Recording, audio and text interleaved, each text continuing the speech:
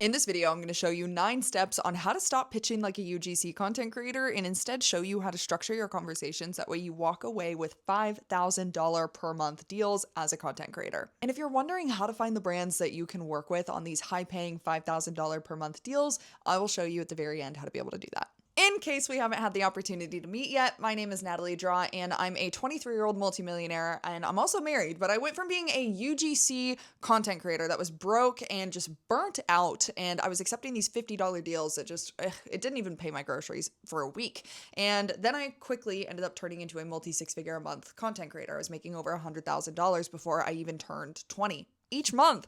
So a large piece of that has to do with the way that I pitch and communicate to companies. I think it's honestly why I've been able to be as successful as I am. So I'm so excited to get into this with you guys. So without further ado, let's get into how exactly I pitch to companies. Like I said at the very beginning, this is a 9-step process. And step 1 is something that a lot of creators just seem to be literally allergic to. And I beg you guys to start operating differently. This is business standard. Like, just get onto a call with these brands. Stop trying to negotiate back and forth via email. This is where you lose a lot of leverage as a creator. Stop sending them a menu list of everything that you do. Like, just everything that the aesthetic creators say to do is fine if you want to sign low paying deals, which I personally don't want to. So I would think that maybe some other people don't want to as well. So stop negotiating via email. Stop negotiating your prices, your worth via email. Get onto a call with these companies. That is step 1. Step 2, I need you to set the vibe. So when you get onto a call with a brand, don't just be analytical. Don't just be like, okay, well, I charge $100 per video, take it or leave it. No, like, what I want you guys to do is be a human being. So that's honestly what makes you a commodity product as a creator now, is being a human, because AI can do so much now. So be a freaking human.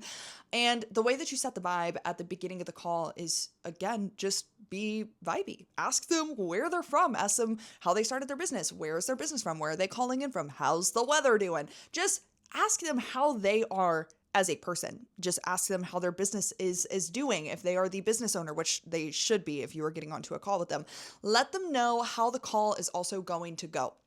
What I mean by that is I like to set expectations at the start of my call of like, hey, I'm going to ask you a few questions just about your business. I want to even know if we can work together, because I don't want to work with a company that I can't help. And most of the time I can help businesses, but I want to also make sure that I can. So let them know how the call is going to go. Let them know you're going to ask them some questions. Let them know you will tell them everything about what you do as a creator if it makes sense for them. But you want to just make sure that this even makes sense for them in the first place. So that is step 2. Step 3, I need you to lay out the plan. So I kind of got into this a little bit into step 2, but what I need you to say is something along the lines of, here's what we're going to get into today. You want to lay out the ground rules early, so that way the conversation that you have via Zoom or Google Meet, wherever you're wanting to meet with them, is not just some chaotic coffee chat. No, there's an agenda. There is a point. This is not just some discovery call, which is another, I feel like that's a video for a whole other time. I need you to actually have an agenda in place for what you're wanting to do with this company, instead of just having this be a discovery call conversation. You do that in a sales call. So just we don't do discovery calls, okay? Step 4 is I need you to understand where that company is at. So not to throw it back to first grade, but I'm going to do it anyway. We've got 2 ears and 1 mouth for a reason, okay? Listen, ask that business owner as many questions as you can pertaining to their business. That is going to allow you to do your job better. This is what a lot of creators just don't do. I need you to get an understanding of what's working for that brand. How are they doing? How long have they been in business? What's not working? What's broken? Why are they stressed as a business owner? Ask these questions and then continue to ask questions just like you would when you're meeting a friend for the first time. Step 5, I need you to dig into what is actually frustrating that business owner. This is not the surface level things. This is the things that are emotionally, literally driving this business owner crazy. It is the things that are really bothersome. Maybe that business owner has kids and they're working so much on the social media side that they don't even have an opportunity to spend time with their kids anymore. Dig into what is frustrating them and be there as a human being to react emotionally to them and also for them.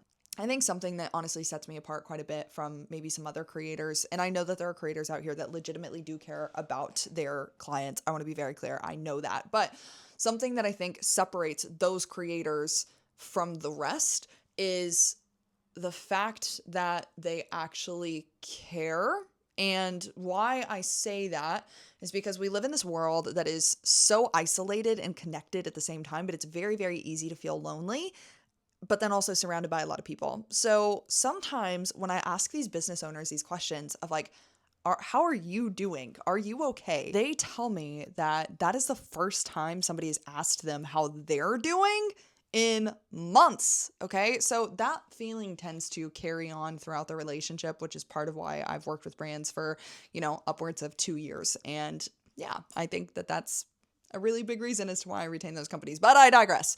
Step number 7. This one is very, very helpful. So as you're on a call with the brand owner, I want you to ask them how serious they are about making a change to their company upon what you guys have discussed.